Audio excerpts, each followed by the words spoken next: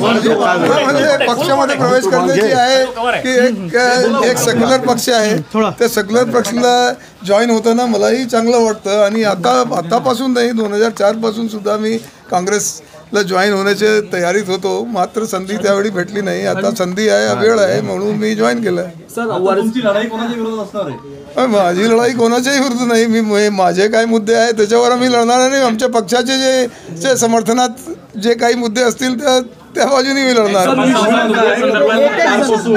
मला काँग्रेसमध्ये प्रवेश करायला मी इच्छुक होतो, पण संधी मिळाली. काय नेमकं झालं का 4 पासून तुम्ही 20 वर्ष कालावधी? म्हणजे आम्ही त्याच्यानंतर काही दिवसानंतर पोलीसमध्ये नोकरीमध्ये जॉईन झालो. मग तर आम्हाला जॉईन करता येत नव्हतं.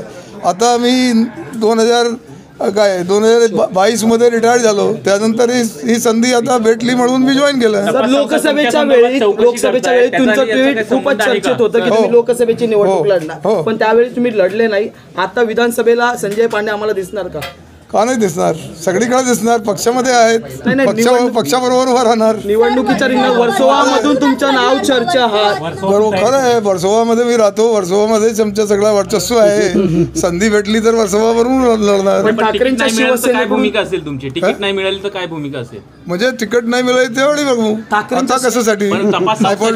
केंद्रीय तपास संस्था ज्या आहेत त्या तुमच्या काही संदर्भात चौकशी करत होत्या, तर तुम्हाला त्याची अडचण होणार नाही काँग्रेस पक्षात? म्हणजे अडचण म्हणजे केंद्रीय पक्षाने काही कोणाच्या विरुद्ध जर काही कारवाई केली असेल तर पक्ष जॉईन केल्यानंतर त्याच्यावर काही अडचण होते. म्हणजे ते कायद्याची बाब आहे आणि ते कायद्याची बाब कोण ठरवत असते?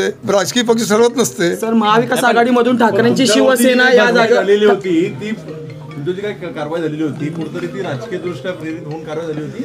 आम्ही आता राजकीय पक्षात होती किंवा काही वेगळ्या पक्षात मिळून होती याच्या बाबतीत मी काही सांगत नाही, कारण का हे सगळं कोर्टामध्ये आहे आणि त्याच्या बाबतीत कोणतेही उद्गार करणं हे संयुक्तिक नाही असं मला वाटतं. सर, तुम्ही इच्छुक असलेल्या जागेवर ठाकरेंची शिवसेना, महाविकास आघाडीमधून ठाकरेंची शिवसेना सुद्धा इच्छुक आहेत या ठिकाणी उमेदवार देऊसाठी, तर त्यांच्यासाठी मग उद्धव ठाकरेंची मनधरणी कशी करणार या सगळ्या प्रकरणात? मला नाही, आता पक्षांचं काम आहे, माझ्या स्वतःचं काम नाही.